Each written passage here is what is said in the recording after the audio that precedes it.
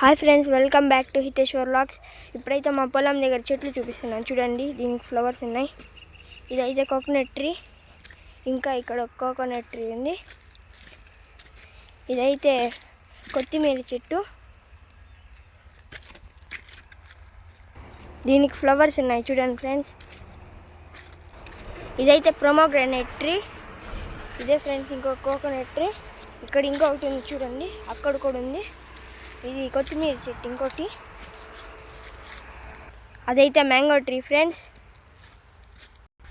అక్కడ ఇంకొక coconut tree ఉంది చూడండి ఫ్రెండ్స్.